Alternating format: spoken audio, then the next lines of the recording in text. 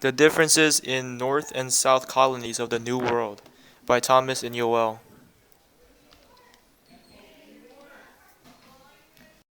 Human environment. The North had English migrants who were mainly Puritans, and they had higher birth rates and high literacy rates. They also had nuclear families because they brought over their entire family from England and migrated over to the New World. The South had Spanish, English, and Africans who were the laborers that worked in the plantations, and lower birth rates, along with lower literacy rates compared to the North. And they also had interracial mixing. This is a picture depicting the Puritans' arrival in the North, and this is a picture of the South in their human society. Physical environment. The North had cooler weather, which was an explanation for why they had higher birth rates. And they had poorer soil, so they could not um, plant cash crops and was forced to rely on trade. The South had warmer climate, which is why their birth rates were so low, because it was really hard for them to survive with the harsher weather. And they had richer soil, which is why they had an economy built on cash crops. This is a map showing the North and the South colonies and all the territories at the time. You can see that the Indians were in the middle, and the North and the South was relatively small compared to all of America. For work in the north, there was a lot of poor soil, so they couldn't plant.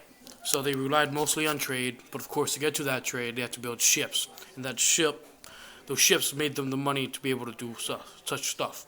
In the south, they had the richest soil, which meant that they could easily generate cash crops, and they planted crops and had slaves for their labor, giving more power of the actual generating of crops, increasing the manpower. This is a picture of the actual plantations. It shows people working. They work from day and night, relentless, and they get treated well, unlike other stories of them. This is the North. They're building a ship, and you can see it takes many people to build a single ship, but in the end, the ship makes them a lot of money, and it keeps moving forward with their economy. Technological advancements.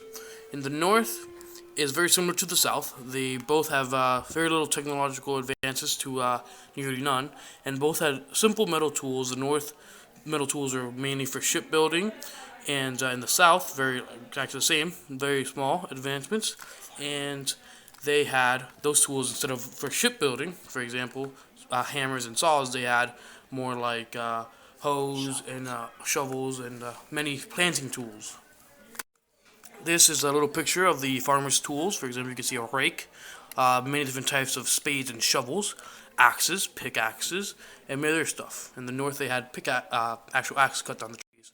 Now, for trade, the North relied heavily on products from the South to export to England to get their money, and had shipbuilding economy because there was a lot of trees around, which meant easy material.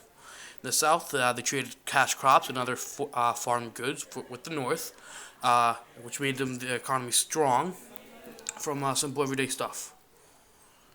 This shows a harbor in New York with all the ships and the economy, and how it was built upon simple trees and a simple understanding of building. And that's all.